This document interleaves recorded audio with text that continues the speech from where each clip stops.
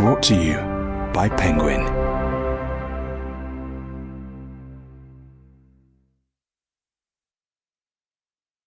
Paranoia by James Patterson and James O'Bourne, read by Peter Giles, Will Collier, and Keir Vanden Heuvel. Chapter 1. Ralph Stein tried to swallow. His throat was too dry. He'd been in tight spots before, but nothing like this. He needed to buy time. He wasn't sure what he'd do with it, but the longer he kept this guy's attention, the greater the chance that he might get out of this. Or so he hoped. Ralph cast a reassuring look over at Gary Halverson, but Gary was past the point of reassurance. Sweat poured down his face, making his thin hair stick to his forehead. The gray stubble on his chin glistened with perspiration. "This isn't necessary," Ralph said to the guy. "I agree," the tall man with close-cropped brown hair mumbled. The guy looked pretty calm to Ralph, a real pro. Ralph tried to keep the fear out of his voice, but it didn't work. "I can get some cash.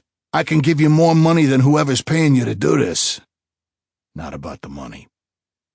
The man checked the 2 propane tanks he'd placed right in front of Gary and Ralph, and the cord he'd used to secure their hands to kitchen chairs.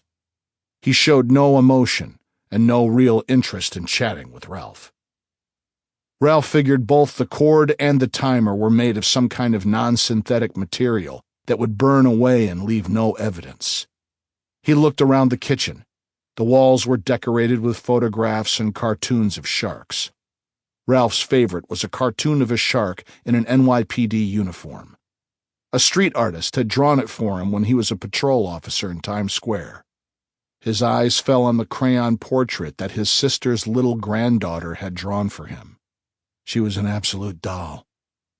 Ralph caught the sob before it came out. "How'd you know about us? Who sent you?" Ralph figured there were plenty of people who could have sent the guy.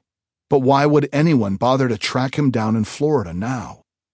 "Come on, I can tell by that weird-looking timer you're fixing to those propane tanks that you're no ordinary street hood. You have to know Gary and I were both cops. Doesn't that mean anything to you?" The man, who looked to be in his late 30s, stopped his work and sighed. He turned and said in a quiet voice, "It does mean something. Thank you for your service. Now please stop talking. This is a done deal. You're kind of bumming me out." Ralph perked up. "You're from Brooklyn, right? I never miss an accent, especially from back home." The man continued working, ignoring Ralph. Ralph kept it up. "Were you in the military? In World War II, Brooklyn led the country in recruits. Not so much these days. New York has fallen off as a supplier of soldiers." He looked at the man, hoping to spark some conversation. He got nothing.